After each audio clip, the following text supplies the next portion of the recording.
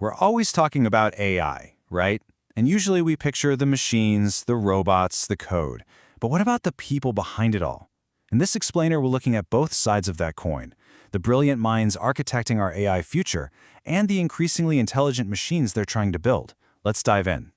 So that really begs the question, doesn't it? Who are these people building our AI future? It may be even more important, what are they actually building? What's the end game here for the next generation of intelligent machines?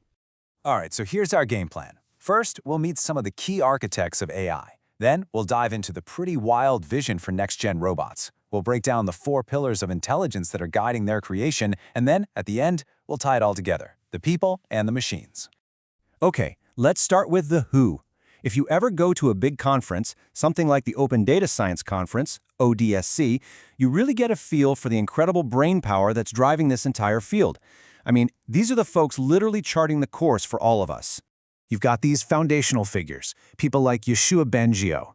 This guy won the Turing Award back in 2018, which, by the way, is basically the Nobel Prize for computing. And he won it for his pioneering work in deep learning.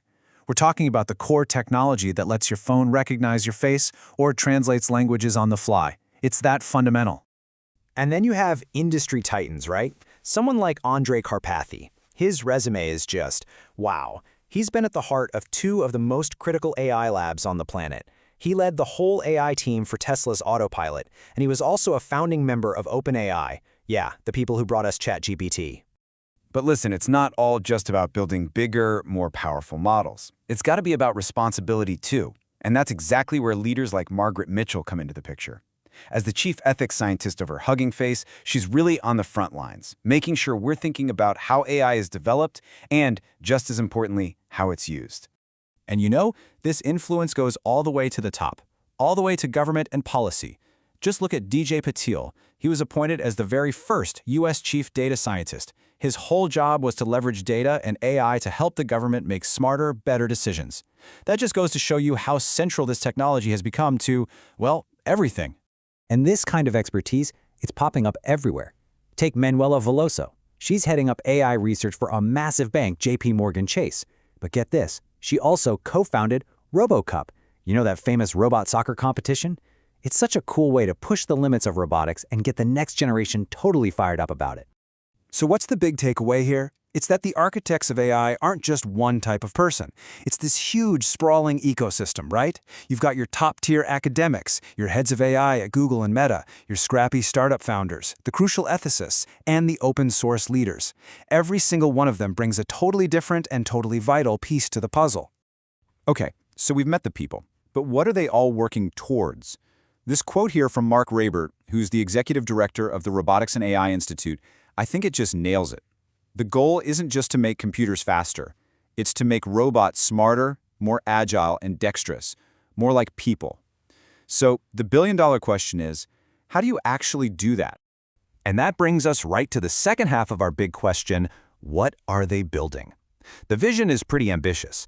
We're talking about creating robots that can take over dangerous jobs, help care for people who need it, and, just generally help us all live better lives. But that's a huge leap from where we are now. So how do we get there? Well, the Robotics and AI Institute has a pretty clear roadmap for this. They've actually broken down this massive challenge into what they call the 4 pillars of intelligence. It's basically their framework, their blueprint for building these smarter, more human-like machines. And here they are: cognitive intelligence, athletic intelligence, organic design, and of course, ethics. You can almost think of them as the mind, the body, the hardware, and the conscience of a robot. Let's dig into each one real quick. All right, first up, cognitive intelligence. This is the mind of the machine. And look, this is way more than just number crunching. It's about developing actual common sense. Like if a robot sees a glass of milk sitting right on the edge of a table, does it understand that it's probably going to fall? That's cognitive intelligence. It's about seeing how things relate and planning your next move. Next, we have athletic intelligence. So if cognition is the mind, this is all about the body. You've seen those Boston Dynamics videos, right? The robots that can run and jump and even do backflips? Well, that is athletic intelligence in action. It's the ability to see the world around you and move through it with real balance and, dare I say, grace. Pillar number 3 is organic design. Now we're talking about the hardware itself. Instead of these clunky, boxy metal things, the goal here is to create hardware that's inspired by biology. Imagine a robotic hand that has the same dexterity as a human's, or a leg joint that moves with the efficiency of an animal. It's literally about building a better body from the ground up. And that brings us to the final and maybe the most important pillar: ethics, the machine's conscience. I mean, as these incredibly advanced robots start showing up in our homes and our workplaces, we have to ask some really tough questions. How do we make sure they're safe? How do we stop them from being misused? This pillar is all about grappling with their impact on all of us, on society. Okay, so now we've got the two halves of the story, right? We have the brilliant people pushing the field forward, and we have these incredibly ambitious goals for the machines they're trying to create. So let's connect the dots. And this is where it all clicks into place. It's actually a perfect match. You see that huge challenge of cognitive intelligence?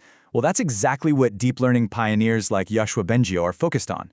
Athletic intelligence? That's the life's work of robotics geniuses like Peter Abil. And that absolutely critical need for ethics? Well, that's where leaders like Margaret Mitchell are guiding the entire conversation. You can literally draw a straight line from the human expertise to the challenges of building these amazing machines. So the real takeaway here is that the future of AI isn't just about silicon and code. It is a profoundly, deeply human story.